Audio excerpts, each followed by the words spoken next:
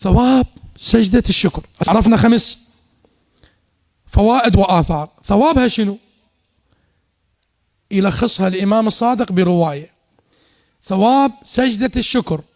سيدي يا أبا عبد الله الإمام الصادق يقول الإمام جعفر الصادق قال: سجدة الشكر واجبة على كل مسلم. واجبة يعني وجوب أخلاقي مو وجوب شرعي. ليش؟ يقول تتم بها صلاتك، تكمل بها صلاتك بعد، وترضي بها ربك، الله يرضى بعد، وتعجب الملائكة منك، الملائكة تتعجب، ملائكة تتعجب، تقول يا باخ الإنسان يسجد لله، إبليس اللي عصى، أما الإنسان ماذا؟ ساجد. وتعجب الملائكة منك، وأن العبد إذا صلى ثم سجد سجدة الشكر فتح الرب تعالى الحجاب بين العبد والملائكة، الله يفتح الحجاب بينه وبين منه؟ الملائكة.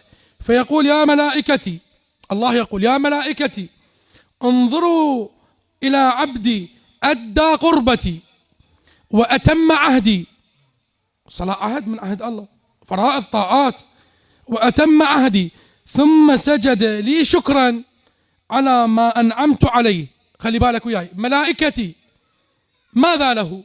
شو ننطي هذا الإنسان اللي يسجد؟ ملائكتي ماذا له؟ فتقول الملائكة يا ربنا رحمتك، إلى رحمتك. ثم يقول الرب جل وعلا ثم ماذا له؟ الرحمة ننطيه بعد. فتقول الملائكة يا ربنا جنتك، الله شو يقول؟ فيقول الرب تعالى ثم ماذا؟ بعدين الله ما مكتفي، يريد ينطي. الملائكة تقول رحمة جنة، فتقول الملائكة يا ربنا كفاية المهمة، أي أمر أنت تكفيه. فيقول الرب ماذا بعد غير هاي؟ فما يبقى، فلا يبقى، خلي بالك الرواية شو تقول؟ فلا يبقى شيء من الخير إلا قالته الملائكة، ماكو شيء إلا تحكي الملائكة. فلا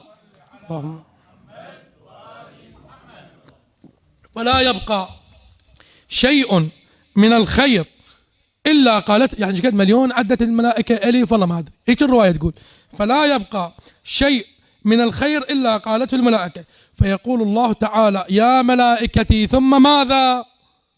عجيب الرواية والله، عجيبة عجيبة، يمكنها بنلقاها مفاتيح الجنان موجودة، أنا أخذتها من غير مصدر بس بعدين لقيتها بالمفاتيح. فتقول الملائكة يا ربنا لا علم لنا، ما كلنا حكيناها، لا علم لنا. فيقول الله تعالى لأشكرنه كما شكرني، والله بس هي كافية، الله يشكرني أنا منه؟ حتى الله يقول لأشكرنه تأكيد، كما، الله أكبر، ايش قد ثوابات واحنا ما ندري. لأشكرنه كما شكرني وأقبل إليه بفضلي وأريه رحمتي، أقبل إلى فضلي وأشوف شنو؟ رحمتي اللي وسعت كل شيء. أكو أكثر من هذا الثواب؟